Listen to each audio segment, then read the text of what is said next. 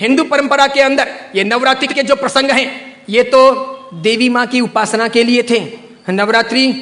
पवित्रतम रात्रियां कही जाती है, पवित्रतम दिन कहे जाते हैं। ये आसो जो चैत्र महीने में आती है, ये साधना के लिए, मंत्र साधनाओं के लिए, ब्रह्मचर्य के लिए, सत्व को प्राप्त करने के लिए, इष्ट की सिद्धि के लिए, अंतरतम की शक्तियों को जगाने के लिए, कुछ अच्छा हासिल करने के लिए होती हैं। समझदार हिंदू और समझदार जैन श्रावक श्राविका और समझदार हिंदू और समझदार जैन साधु संत इन दिनों में साधना में बैठते हैं,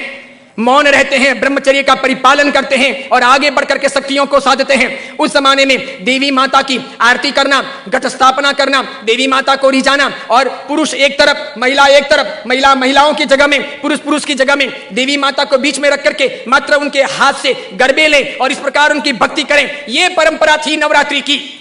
उसके बाद में मात्र गुजराती स्टाइल में डांडिया आए थे, तो बहनें बहनों में खेलती, बीच में देवी मां की स्थापना की जाती, पुरुष में खेलते और इस प्रकार नौरते रखते, नवरात्रि पालते, खान पान का ध्यान रखते। उन दिनों में कोई शराब नहीं पीता, गुटखे नहीं खाता, चाय तक नहीं पीता, व्यसन नहीं करता, अलग अलग शयन करते, पति पत्नी अलग अलग रहते, ब्रह्मचर्य की साधना करते, संपर्क नहीं करते, शुद्धता प्राप्त करते और इतने सारे भोग विलास की जिंदगी के बीच में, इतने सारे विषय वासनाओं के बीच में कोशिश करते कि कुछ दिन पवित्रता के साथ में बिताएं ताकि देवी माताओं के सानिध्य प्राप्त करके हम शक्ति संपन्न बन सके, उनके आशीर्वाद अपनी जिंदगी में फल सकें।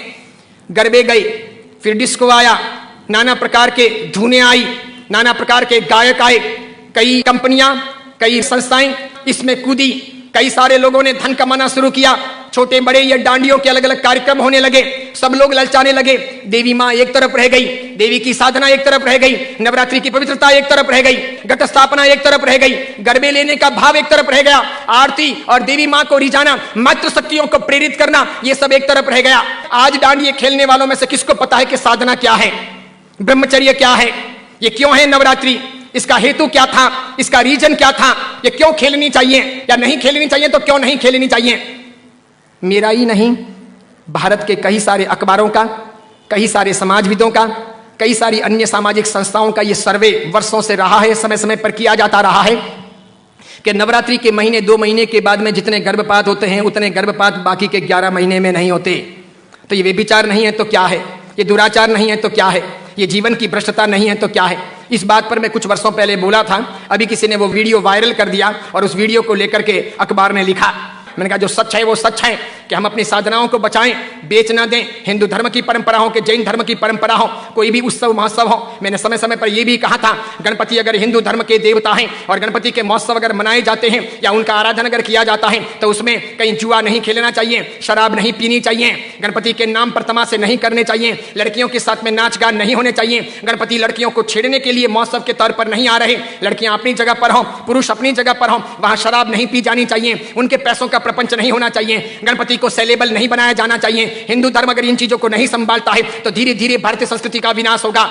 सिखों ने अपनी धर्म परंपराओं को संभाला है, मुसलमानों ने अपनी धर्म परंपराओं को संभाला है, ईसाइयों ने अपनी धर्म परंपराओं को संभाला है। उनके जो ओकेशन होते हैं वो दूसरों को इंटरफियर करने नहीं देते,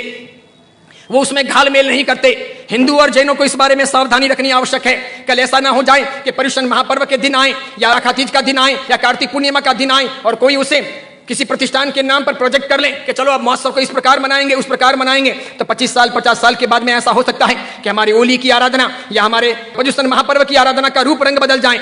जैसे मैंने नहीं कहा था कि मात्र संगीतकारों को बुला करके हम 9 दिन की भक्ति रख लें, सुबह भी भक्ति, रात को भी भक्ति, ठीक है, और इस प्रकार पर्युषण आगे बढ़ जाए और अच्छी खासी संख्या के अंदर वे आधुनिक संगीतकार आधुनिक धुनों पर बहुत गाएं और नौजवान लड़के लड़कियों को मजा आ जाए, सब वहीं पर जाएं।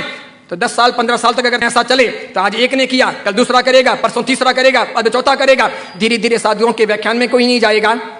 पर्युषण महापर्व के प्रवचन एक तरफ रह जाएंगे, कल्पसूत्र जी हवा खाते रह जाएंगे और पर्युषण का रूप बदल जाएगा। ये नहीं हो सकता, ये नहीं किया जाना चाहिए। मैं इसलिए कह रहा हूं कि मेरी जिंदगी तो बहुत छोटी है, मैं तो कल दुनिया से चला जाऊंगा, लेकिन भगवान के शासन की परंपराएं नहीं मरनी चाहिए, हमें उन्हें जिलानी होगी। हमारे बच्चों को ये पता नहीं, उनको तो क्या है, नाचना गाना कूदना घूमना फिरना अच्छा लगता है, उन्हें सामाजिक प्रतिक्रमण ना अच्छे लगे,